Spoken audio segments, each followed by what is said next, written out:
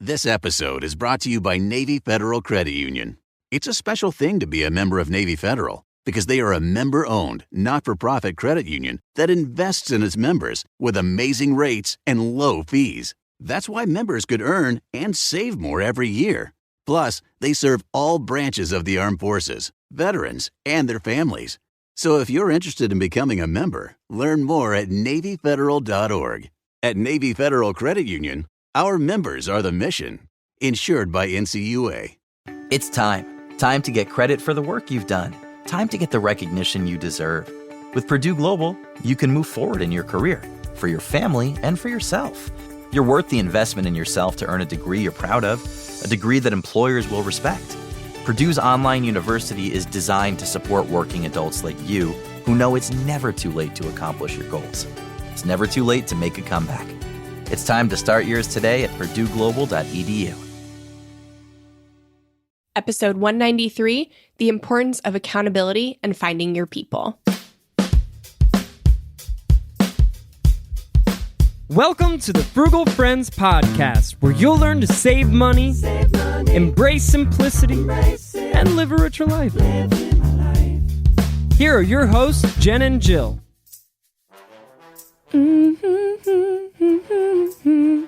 Welcome to the Frugal Friends podcast. My name is Jen. My name is Jill. And happy last day of the year if you're listening to this on the day it comes out. Otherwise, Happy New Year! Happy New Year's Eve. Happy New Year. We're at that threshold. Yes. So whether you're listening to this in 2021 or 2022, we want to start off this year with a really important conversation that I don't think a lot of financial podcasts talk about because it's kind of like finance adjacent, and that's accountability groups and partnership and really community as a whole and the role it plays in your finances. We love to talk about goal setting and changes we're going to make in the new year, but we don't often consider what are the specific ways that I'm going to be able to stick to those. And accountability groups, partners, people who are in your corner is so important for that. So this is we hope going to be so beneficial for all of you, whether you've got financial goals or otherwise heading into the new year. This is relevant. Absolutely. If you have New Year's resolutions, you definitely want to stick around for this entire episode. But first, our sponsors. The Financial Freedom Mentorship. How amazing does this sound? Club BFF has rebranded to the Financial Freedom Mentorship. We've still got alliteration in there. It's just more congruent with what's actually happening over there. So it's a mentorship program where we will be with you on your journey from wherever you are starting to your first 6 figures of net worth. In this group, you will get multiple Q&As and trainings with us, Jen and Jill, and guest experts every month, as well as a space to create accountability groups where you can support each other while doing super fun challenges. If you feel like you need support in this extremely foundational part of your financial journey, then check out the mentorship at frugalfriendspodcast.com/FFM right now to learn more, because doors close on January 2nd. Yes, we hope to see everybody in there. We have so many great things coming to you this year in that program, and it's going to make reaching a 6-figure net worth a lot more fun and manageable and not feel so alone. So this episode is also brought to you by making friends in your 30s. Making friends in your 20s is much easier than your 30s. And if you don't believe me, then you're still in your 20s. It's hard when your college friends have moved away or have too many kids, and your coworkers or fellow moms aren't on the same path as you. There comes a point in your life where you have to stop trying to be cool and start asking the hard questions like, will you be my close friend? Making friends in your 30s. Acquaintances are everywhere, but you need real friends. Wow. Beautiful. Yeah, right? Beautiful. That sticks. Accurate. That sticks. Painful in some ways. Vulnerable. I I know we have a lot of listeners in their like 40s and 50s and even 60s. And I can hear them in my mind like saying, yeah, wait till you're my age. Mm-hmm. So I think it's important to understand this concept early and be intentional in creating community that's right for the season that you're in, because all friends are great, but some friends are here for a season. And some relationships aren't just for fun. Some relationships are meant to still be fun, but are meant to make you a better person. And sometimes we have to be intentional in creating relationships around a shared goal. And so that is the heart behind what we are talking about today. Good segue, Jen. And when you do find a really good friend that you want to stick around for a long, long time, start a podcast with them. And if you get nothing else out of this episode, that's the real nugget that we want you to take away. Yeah. So then they have to stick around. You have to talk with them weekly. It's like built-in accountability. Yeah, best decision. I really don't think that's a bad idea, honestly. I think you could like host like a 15-minute podcast every week with your like accountability check-ins. And I think people would get value out of that, no matter who you are. So that's just my opinion. That's a side note, yeah. A little side hustle tip. Yes. So the first article that we have today is from mission.org, and it's by David Burkus. It's "You are not the average of the 5 people you surround yourself with." What do you think of this one, Jill? Ooh, controversial. Super interesting. Of course, they go on to explain that the reason that you're not just the sum of the 5 people is because it's more than that. You are actually the sum of the friends of those 5 people and the friends of those 5 people. So really cool, unique perspective brought here, which is definitely relevant to what we're talking about when it comes to accountability and getting at certain goals and achieving the things that we want to achieve in our lives. And really interesting research that they reference to support what they're saying here. Mm-hmm. I found this article a while ago when I was writing the second edition of No Spend Challenge Guide, which is out now. And I found it so interesting. We talked about it in our live trainings. And I'm so glad we're finally getting to talk about it on the show, because it was a shocking, like the studies that he is referencing there's multiple ones, and they're really interesting because we've probably all heard the quote, like, you're the average of the 5 people you spend the most time with. And that's attributed to Jim Rohn. And then there's also a variation. This is show me your friends and I'll show you your future. But to find out that it's not just the people around you, but it's actually the people around them too, it was shocking, but it made a lot of sense because I see people on my news feed on Facebook. I see what they share. I see friends of friends like on there. And I see that on Instagram as well. I see who they share. And I am affected in some small way by those people as well. And even if they don't know them, if they are, influencers or celebrities that my friends follow or admire and share, I am affected by those people as well. So the more friends I have that are into reality TV, the more I'll be into it and stuff like that. So it's just super interesting. Yes. And so they talk about the research that they're talking about here. There was a major study done on this breadth of social influence that we're talking about here, where 2 people, Christakis and Fowler, examined a data set from the Framingham Heart Study. So it turns out, and this is accurate for a lot of research studies, is that they might be studying one thing in particular, but the data that they collect can be useful in studying other types of correlations. So because this Framingham Heart study was conducted over such a long period of time and so much data was collected on a variety of things, these two individuals were able to utilize that data set to look at things outside of what the initial study was even looking at originally, which was hearts. It was a heart study, but again, so much data was collected on that. And what they were finding was, one thing that they cite is smoking, how you are more likely to smoke or think that smoking is an all right, acceptable norm to participate in if not just your friends smoke, but if the friends of their friends smoke. Something about it increases likelihood by 10 to 20%. Yeah. So they found that if your friend smokes, then you're 61% more likely to be a smoker, which obviously makes sense. But they found even if your friend doesn't smoke and their friend smokes, there's still a 29% more likelihood that I'm not like talking to you specifically, but a subject would be a smoker. And so the last one is if it's a friend of a friend, the likelihood is 11% more.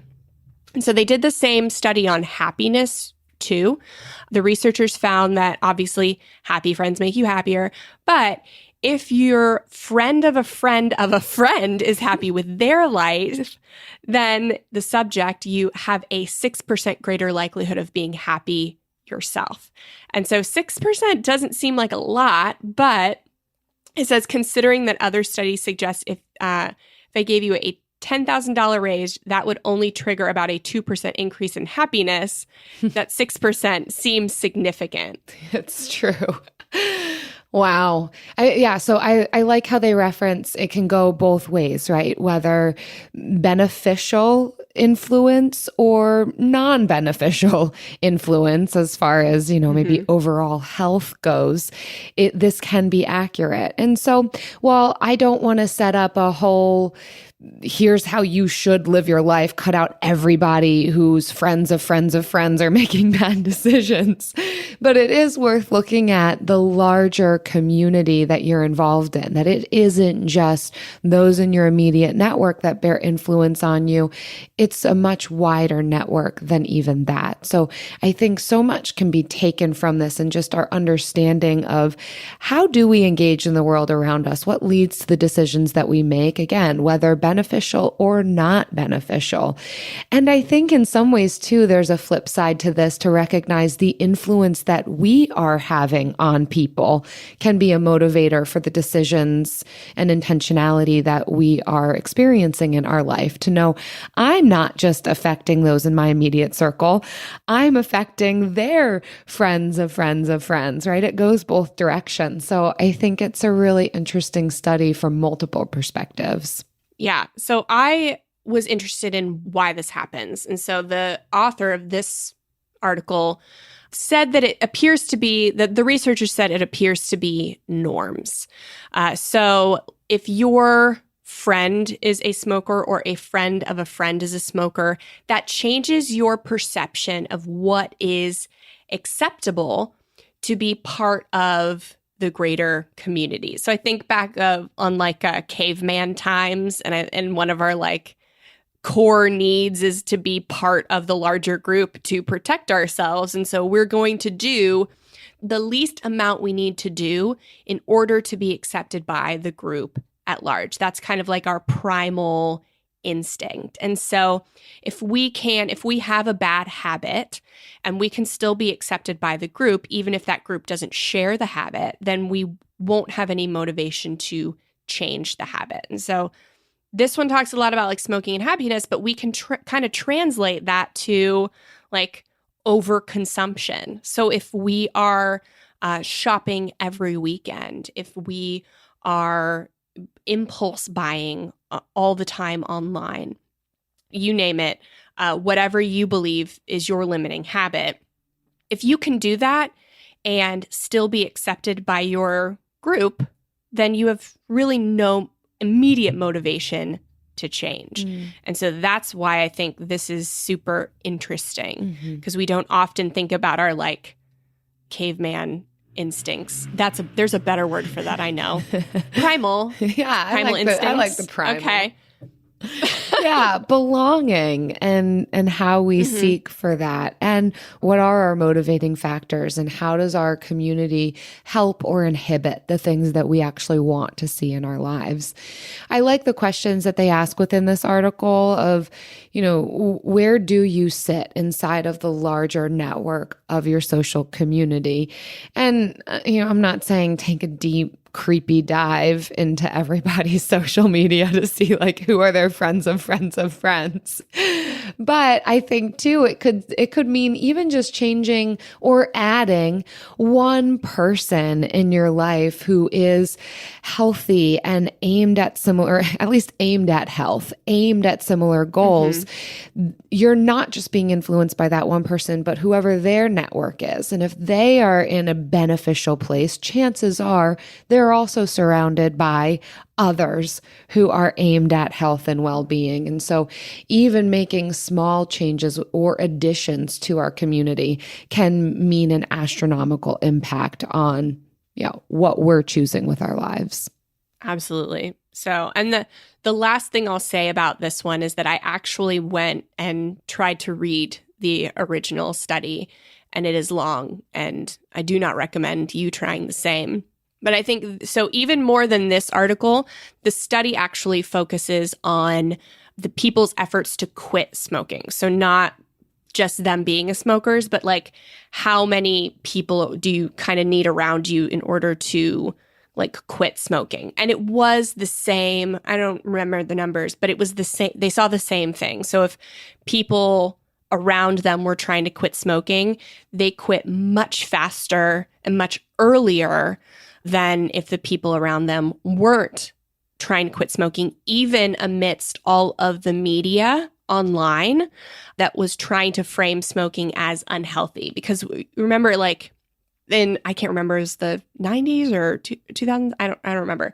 But there was so much on the internet and the TV and the radio about how smoking is bad and you should stop. So everybody was hearing this, but it was the people who were surrounded by other people who were quitting. Those are the ones that were most likely, and that was far more powerful than just hearing the information. So take that too. It's not that you may need more information to work better, but you need like more people in your life doing the actions in order to get better. Amazing, Jen. Yeah, I don't have anything to add other than yes, that's a takeaway for sure. Awesome. Doesn't have much to do with how much more you read or see propaganda about the thing. You need people in your corner supporting. Gosh, if that's not a reason for accountability. AI might be the most important new computer technology ever. It's storming every industry, and literally billions of dollars are being invested. So, buckle up. The problem is that AI needs a lot of speed and processing power. So, how do you compete without costs spiraling out of control? It's time to upgrade to the next generation of the cloud, Oracle Cloud Infrastructure, or OCI. OCI is a single platform for your infrastructure, database, application development, and AI needs. OCI has 4 to 8 times the bandwidth of other clouds, offers one consistent price instead of variable regional pricing. And of course, nobody does data better than Oracle. So now you can train your AI models at twice the speed and less than half the cost of other clouds.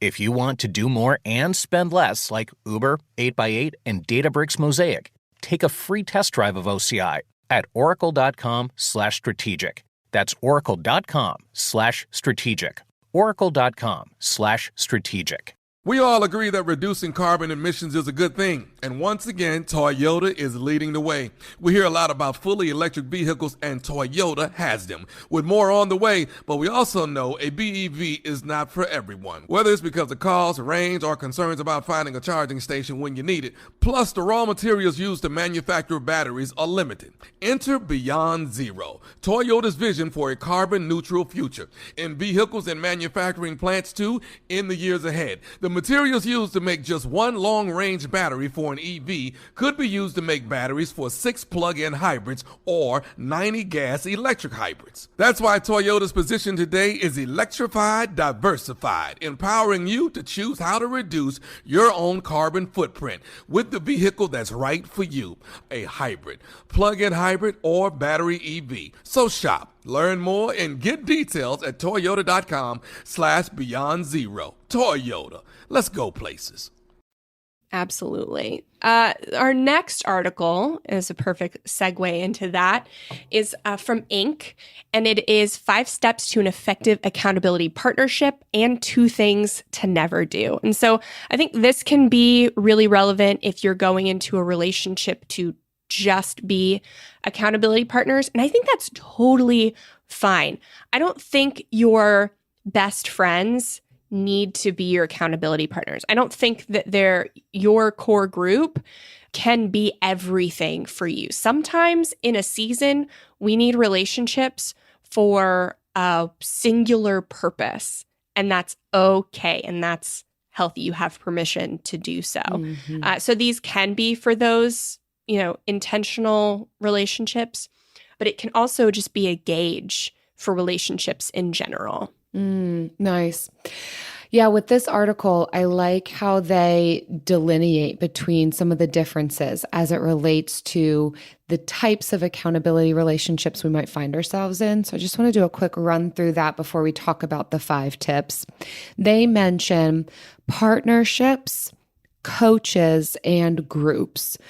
And so some differences for each one of these that might be more or less helpful depending on where you're at. So they suggest that partnerships are most helpful when you have a very specific goal in mind and you are very clear on what needs to be done to reach that goal. So partnerships meaning just you and another person, right? That is a partnership, just 2 people versus having a coach. So you could have an accountability coach, which there's not necessarily reciprocity with that accountability. The coach is kind of just tracking you and your progress. A coach could provide increased consistency, right? A partnership or a group might have more chances of not sticking with it or canceling last minute meetings versus a coach who you're probably paying them to be a coach to you. And so there's more increased consistency probably. And coaches typically provide resources to you, whether it's books or charts or templates or whatever, right? There's something that you're paying them for. It's their expertise and their resources. But again, it's not reciprocal. And then you've got groups, which is, as it sounds, more people, you and let's say 2 or 3 other people. And the article recommends that this is really great for people who might be in a similar stage or community or with aligned goals. You're all kind of aiming at something similar. So let's say you might have an accountability group around fitness or an accountability group around finances, you name it. But that would be a really good, useful space for a group if you've got a similar topic that you want accountability on. Yeah, I know a lot of financial coaches, and they are definitely not cheap. They're more affordable than financial advisors. They do different things. And yeah, I think having that reciprocity is super important to the journey because when I started my blog while I was paying off debt, it was that like feeling that I was giving back that kept me motivated and it made me want to do more so that I could give back more. And for me, that was super important. So I'm sure I'm not alone in that. And that I wasn't even getting anything out of it. I just wanted to help more people with what I had learned. And so I think that reciprocity in relationships, in partnerships is super valuable. You are not just there to take, you are not entitled, but you are there to give as well. I agree. I think that there's space for coaches, and there's times in our lives when we want an expert, helping us through that process. But for me personally, I do better when there is that back and forth and there doesn't feel like this hierarchy. Because of course, even when you're in partnerships or groups, there's somebody who has done well in one area but might need help in another. And you might do really well in one area but need help in another. And so, there's that reciprocity again. So, Absolutely. All right. So let's go through all 5 of these steps to ensuring successful accountability relationships. The first one is know what you need. Accountability has to be tied to specific outcomes. We can't reach our destination if we don't know where we are going. So for us, we focus on the financial accountability aspect. So we all want to get to a certain place in our finances, but even then, different people are at different parts of the journey. And you can still have a successful accountability relationship with someone who is on a different place, whether it is beyond or behind you. You can still benefit from having that external sounding board, that third party.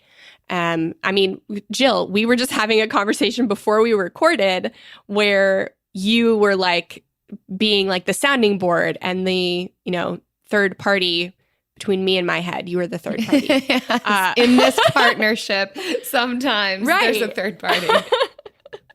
So that's so healthy, like to have somebody hearing our thoughts who's outside of our head. Like that in itself is just healthy. Yeah. So you have to, but you have to know your financial goals before you get into, because they need to know what your true north is, what your deeper yes is, so they can be like an accurate sounding board. Right, because otherwise you could just end up adopting somebody else's goals or ideas on what's important to be focusing on next. So that is really something that has to come from inside of you. It doesn't mean that there's not room for tweaking, making it more realistic, you name it, but you have to know, what area do I really need to focus in on? How do I want that to look? And then get into accountability with somebody or a group of people. The second tip on here is to make it a priority. We all know this, but implementation can be tough. But I really love what they're highlighting here, that when you're in an accountability relationship, again, it's a two-way street. So it is not just about you.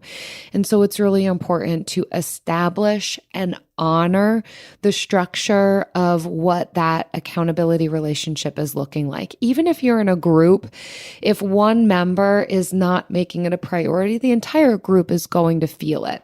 And that's not to bring shame on anybody who just might not be able to make the commitment, but then we have to be realistic about that of, can we make this commitment? Or maybe is this not where my priorities are? And I don't need to be a part of this accountability partnership or group right now. So making it a priority. I will add on to this just a little activity that can help in identifying priorities. I'm sure many people are familiar with this exercise where you get a container and then gather up some big rocks, like I would say 3 to 5 large rocks, some smaller pebbles, and water. And consider what you want each of those elements to represent. What do you have currently in your life? What are the big rocks? It may not be accurate, but you might want to identify right now, actually, the big rocks in my life are family, my relationship with so-and-so, this goal, you name it. And then what are the pebbles? What are the lesser priorities in my life? And then what gets filled in around it, which would be the water. And keeping that out as a visual representation, and even the list of what did you identify were the big rocks, those go into the container first. What were the pebbles that fill in the container around it? And then the water being the least priority, right? And if all the water doesn't fit, then okay, it can flow over the side and be gone. And having this as a visual reminder can help when we're talking about priorities. So that's just my little side tip exercise for identifying what are your priorities right now and how can we stick with them with some visual reminders. I love that. That's cute. I've never heard of that before. Oh, all right. Well, there you go. Yeah, that's cool. All right. So the third one is to use a custom tracking system. So for this author, for their own accountability partnerships and for their clients, they have established their own daily worksheet, weekly worksheet, and quarterly goal setting worksheet. I don't necessarily think you have to develop your own systems and worksheets, but what you can do is you can get them and you can track them, customize the tracking words. So I am a huge proponent of always customizing your financial goals, your financial journey, everything you do, because when you customize it, when you take the initiative to do something different and do it intentionally for an intentional reason, you are more likely to stick with it versus if you're just doing somebody else's plan that they've laid out and you can't do it to their standards, so you give up.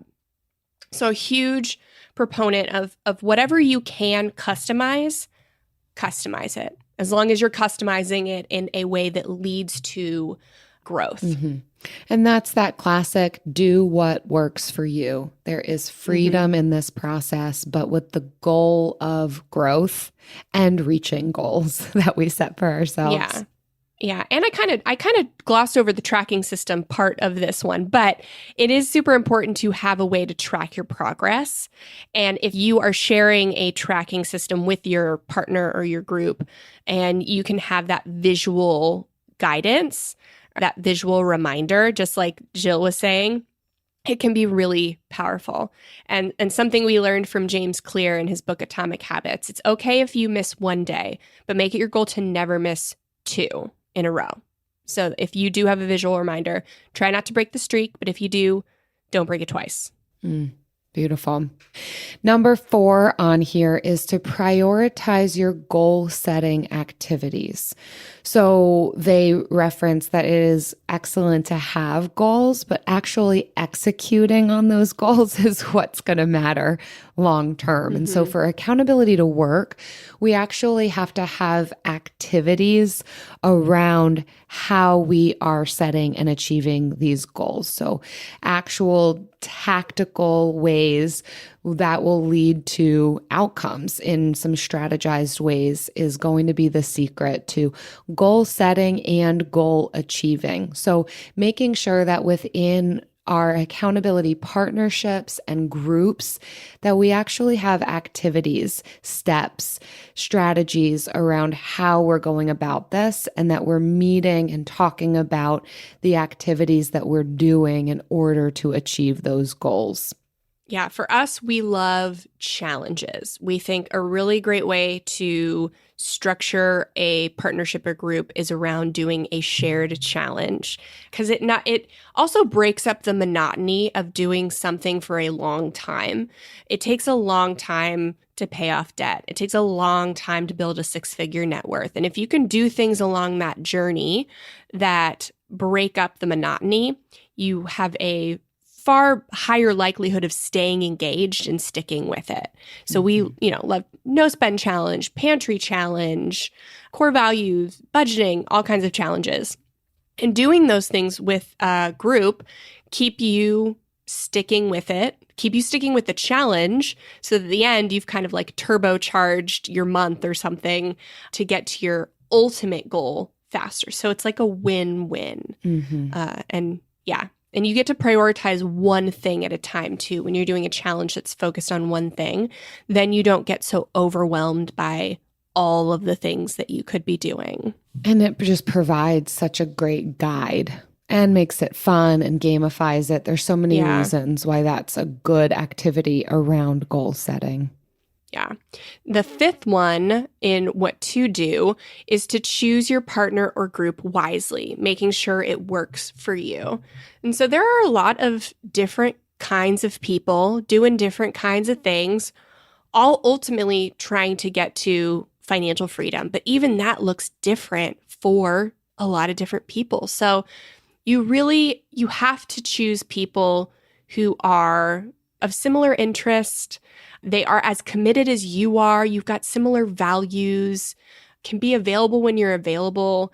And that's like, I don't want to harp on it, but that was kind of when we launched Club BFF 6 months ago, that's what we wanted to provide. Like, because if you listen to Frugal Friends, somebody else who listens to Frugal Friends is going to have pretty similar goals and values and like interests. Like, we find that our listeners are generally cool people on the line. Yeah, they are. You know, we've cool, met you. Fun. Yeah. And so, I mean, I don't want to rag on other people's podcast listeners, but they're just like not as cool as you, you know? And so we wanted to bring you together. I mean, this is a community in and of itself, for sure. And there's so much more to be said about that.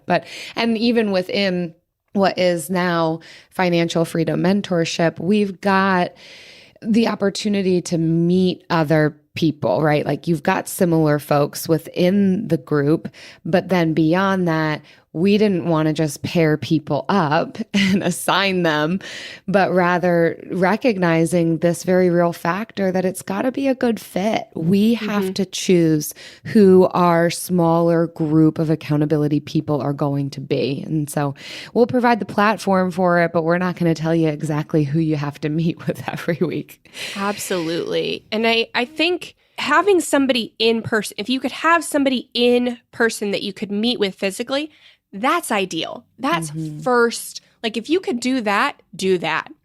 If that's not working, then here's an alternative. So, like in Financial Freedom Mentorship, that's our idea behind it. And you never know, you could meet somebody and then convince them to move to where you live, like Jen did with me. It would take a podcast and roughly 2.5 years of podcasting. And so start now. Start your podcast now. If you want to have a journey like us. Secondary message. Yeah, it's a secondary message of the show. Start a podcast. Well, let's talk about pitfalls. Sometimes it can go really great, but sometimes there's pitfalls along the way. And so you've heard me talk about priorities. One of the biggest pitfalls in accountability groups not going well is deprioritizing your accountability partnership or group. So we know that life can happen, right? And it can interrupt our momentum. Things can happen within our circumstances, some that's inside of our control, some that's outside of our control. But the key here is to be honest along the way with your group or with your partner. Otherwise, trying to fake it and trying to act like you're invested when you're not actually invested can lead to resentment in your partnerships or groups. People will see it. People will pick up on whether or not you're doing the thing or you're not doing the thing. So again, if we want accountability and we want to be a part of that, the pitfall is deprioritizing it. If you really want that, we need to have ways to stick with it. And then to be honest and recognize when it has no longer become a priority, when it's no longer a big rock in our bucket, but a pebble or even water within our bucket. But we've got to be realistic when that happens and make shifts along the way. Yeah. And that's not a failure or a bad thing. There are seasons for every partnership. It's okay for a partnership to end if it's out of its season. That's totally okay. Yeah. You have to be honest with yourself and be a good steward of your time and know what your monthly and quarterly goals are. And if something has moved from a quarterly goal and the next quarter it's not in there, then maybe you just take some time off from that partnership. That's totally okay. So the next one, second way to ruin your accountability group or partnership is to bring judgment and lack of empathy to your accountability structure. I think this is the number one rule that we would say is leave your judgment at the door and bring as much empathy to the potluck as possible. A friend, he's saying, recently had an accountability experience. She had set a deadline to complete a large, complex task, something she had never accomplished before. That's great. Make those big, audacious goals. And she didn't make the deadline. And the response from her group members was unsupportive and judgmental. And her inability to meet the deadline was not due to lack of effort. So there's a difference between like holding somebody accountable versus shaming them for not meeting a big goal. We want to feel freedom to set these bigger goals, even if I set big goals all the time, and Jill has to be like, okay, our real goal is half of that. So she's not keeping me down. She's just like keeping me grounded. So you have to, are you the person who makes like outrageous goals? Or are you the person that doesn't make big enough goals? You have to figure out which one of those people you are, and your group members have to know, and y'all have to be empathetic with each other and know what kind of people y'all are and serve that and be that accountability. Because an accountability partnership is not just, I call you when I'm about to make an impulse buy at TJ Maxx so that you talk me off the ledge. Like, that's not it. It's sharing and vulnerability. It's vulnerability with protection. Yeah. So that we are not exploited, but we can grow. Yeah. There is such a line to toe here, because I think some cultures of accountability groups can find themselves in that space. And I don't think that anyone truly means malice, but when we do get into this space of, well, I don't want to enable you, and you asked for me to toe the line and push and prod, then sometimes it can form this culture of no failure allowed, or you can't enter into this space unless you've accomplished XYZ. And then what that just ultimately leads to is no one shows up anymore because, gosh, if I've not reached this goal, how's that going to be received? So there definitely is a keeping a pulse on what is the culture that we're creating with this partnership or with this group, where we are going to push one another, but not so far as to where there is shame and condemnation and zero acceptance of failure. And that is a tension to hold, I think. But even, keeping each other accountable on that of where is there going to just be grace and freedom and permission for one another while we ask each other the hard questions. Well said. Do you know what else is well said that doesn't require much tension? That I never need accountability to stick with. Oh, it just always comes naturally. Yes. The bill of the week.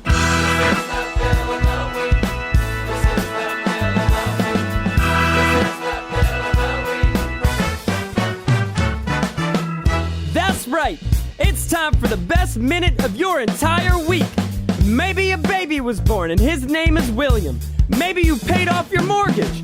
Maybe your car died and you're happy to not have to pay that bill anymore. Duck bills, Buffalo Bills, Bill Clinton. This is the bill of the week. Hi, Frugal friends. This is Emily from Ithaca, New York, calling with my bill of the week. This week, my dog ran out of one of his prescriptions, so I needed to call my vet and get a new script. Unfortunately, this is one of his pills that is a controlled substance, so I have to call the vet, go down and get a physical script, and then bring that to the pharmacy myself.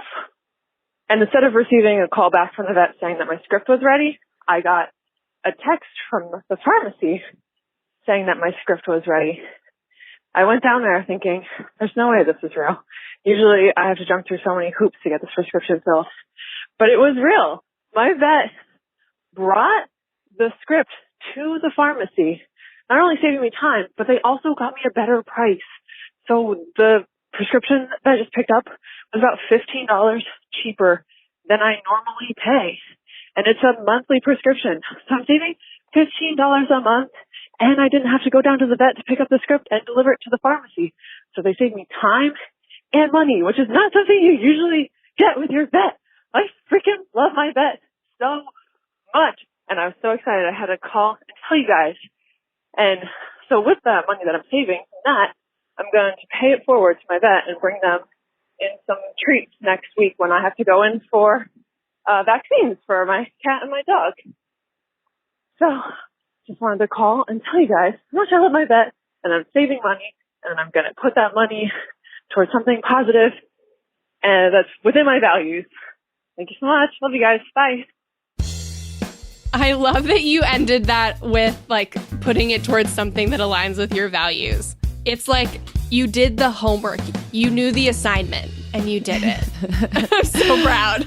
Oh, I'm so excited with you celebrating this savings of time and money, and then how you're choosing generosity with what you're saving. I know. I love to show that. gratitude. That's so amazing. $15 a month. That is nothing to sneeze at. That's excellent.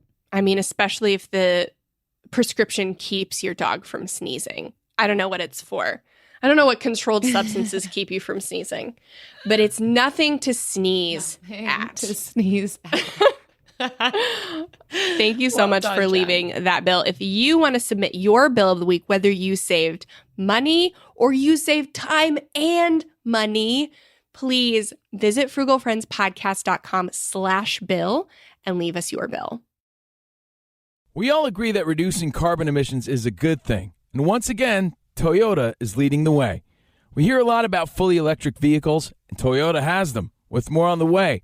But we also know a BEV is not for everyone, whether it's because of cost, range, or concern about finding a charging station when you need it. Plus, the raw materials used to manufacture batteries are limited.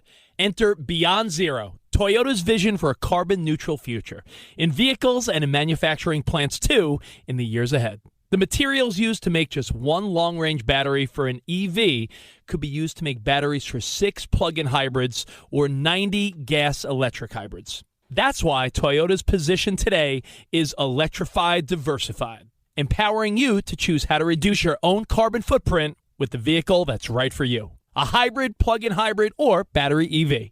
So shop, learn more, and get details at toyota.com/beyond zero. Toyota, let's go places. We get our weekly groceries delivered through Instacart because once football season starts, game time is family time. I can get everything my family needs for the week, from reliable staples to specialty ingredients, all delivered right to my door in as fast as 1 hour. So I can stay on my game without missing a minute of the game. Visit instacart.com or download the app to get free delivery on your first 3 orders. Offer valid for a limited time. Minimum order $10. Additional terms apply. Instacart. Add life to cart. And now it's time for the lightning round. So today, we're going to do something new and we're going to get vulnerable. That's not new. Something brand spanking something unique. We're going to share how accountability has helped us personally in our journeys to financial freedom, which I think we both feel like we have reached. I don't know. I won't put that on you, Jill, but I feel like you have. Oh, yeah. Look at me. Look at me over here. I see you. I just got mini splits installed with all my financial freedom. Oh, for sure. I feel for those very of us free. who live in Florida, those are air conditionings. Yeah. Air conditionings. All my European friends know exactly what's happening over here. I bet people in the north do too. Probably. There's no central AC up there. It's definite. No central AC, heat, window units, baseboard heat. I mean, well, yeah, it's not super common to do mini splits, I think. Oh, okay. But it's becoming more and more common in the US, but Asian countries, European countries, mini splits are quite common. Oh, I apologize for my ignorance. No, that's okay. You'll get there. Thank you. Anyways, back to vulnerability. Tell me about it. Be there with me. Oh, yes. Financial freedom. Okay. So what has accountability afforded us personally? I think in so many ways. I would say I've got accountability across a variety of spheres. I think with you, Jen, and with what we've built with Frugal Friends, I have so much more financial accountability than ever before through the podcast. I think it took a big uptick when we did start our financial freedom mentorship, Club BFF previously, just even more knowing that there's going to be people checking in with me, knowing that I'm going to be talking about finances and someone's going to be asking me the hard questions has helped me. And I know I've referenced this plenty of times, but I think it fits here. Just me starting a Roth IRA and thinking about retirement, that never would have been on my radar if it hadn't have been for what I would consider to be like a partnership, not just a business partnership, but I think accountability partnership with you financially. That's massive. And I'm going to experience the long-term effects of that in, what did we set it for? 2053. I'll be so grateful for this accountability and what it's afforded me. And then I think accountability within the mental health space that, is my day job and my partnerships and groups that happen there. And then the accountability that I experience within my marriage, just so many different places. What I will say ultimately is it keeps me in check, knowing that people know some of the decisions that I'm making and whether or not I'm making beneficial, healthy decisions or non-beneficial decisions. And sometimes I love it, sometimes I hate it, but ultimately it is leading to good things. Yes. Oh, I love that. I want you to remember me, even if in 30 years, like, we don't speak to each other. Don't say which that. I hope that doesn't happen.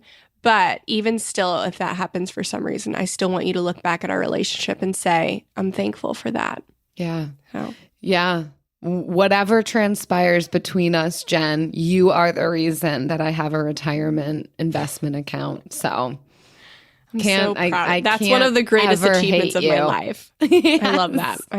That is a top 3 for sure. So I think for me, I will echo that this show has been a great form of accountability. I think all the way back to starting my blog and kind of joining the personal finance community, I think I've seen it go too far, in which, like, some people are okay sharing everything they spend on the internet and on Instagram and everything they make, which may not be healthy. And I'm not necessarily one of those people, but I do love sharing with you guys the times that I do well and the times that I don't do well, so that we can share in that up and down of the journey, and know that the people you follow on Instagram and the podcasters you listen to are not perfect. And I want to be the first one to tell you that. I want you to learn that from me. We've got an inside look at some of these folks and ourselves to know that we're not I sometimes perfect. feel like the worst. I feel like I might be like the worst one out there. But it's definitely given me accountability to be better, for sure. I think with, like, my accountability partnership, I think Travis and I have such a strong financial partnership. Like, while we were paying off debt, having a live-in accountability partner is top tier. Highly recommend. Highly. Yeah. And everything else would be second best to that. Yeah.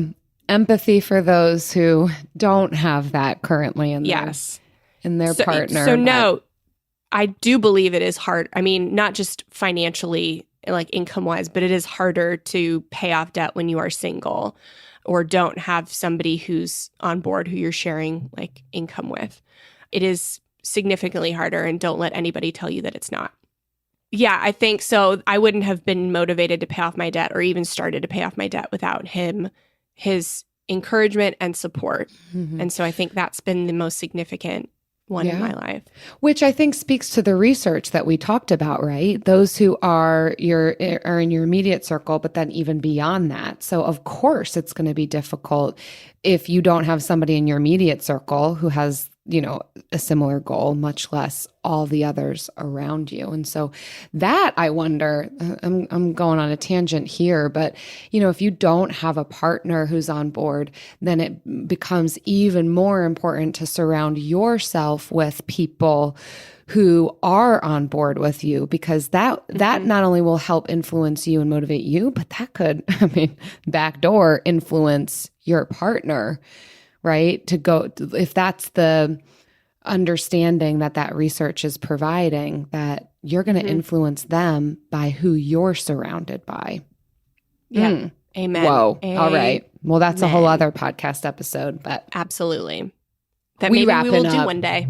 Yeah. Yes. But I want to say, just because it's harder if you're single and you don't have that live-in accountability partner, or if your partner is like anti-budget, it doesn't mean it cannot be done. I want you to remember that. I want you know that it is harder, but you can still do it. Like the length of time that it takes you to do it does not matter in the long run. Amen. That doesn't matter. So it may take a little longer, but stick with it. Anyways, thank you so much for listening. And thank you for being a part of our community, being a part of the reason why we have gained financial freedom. It is definitely thanks in part to you, for sure. So we are so thankful for you, and your friendship is not just for a season. It's long-term, baby. Agreed. It's long-term. Yes. And so thank you for leaving your kind reviews on Apple Podcasts like this one from Co 2012. Oh God, I don't want to talk about the flashbacks that name gives me. It was a Invisible Children joke that Jill will get, but probably no one else listening will. It says, love it. Listening is like sitting down for lunch with your best girlfriends and talking about frugal living. Love how you all discuss debt from different perspectives instead of just one method. Well, thank you, Co 2012. Wow, amazing. And I love that you associate us with lunchtime. That's absolutely my favorite. I love lunch. Just associating us with food in general. That's we also want to thank our friends who share these episodes on social media. So when you share the latest episode on Instagram, we're adding you to our monthly drawing. For every 5 tags and reviews we get each month, we give away $50 for you to spend in the Frugal Friends shop. Yes, and that has all those workbooks with the challenges. So if you have a friend that you want to do a challenge with, definitely get on up in there for the challenge workbooks that you can have something to do together. Keep leaving us reviews wherever you listen to podcasts. Send the screenshot to frugalfriendspodcast@gmail.com. And don't forget to tag us on social. We do see it in our DMs. See you next week. Frugal Friends is produced by Eric Siriani.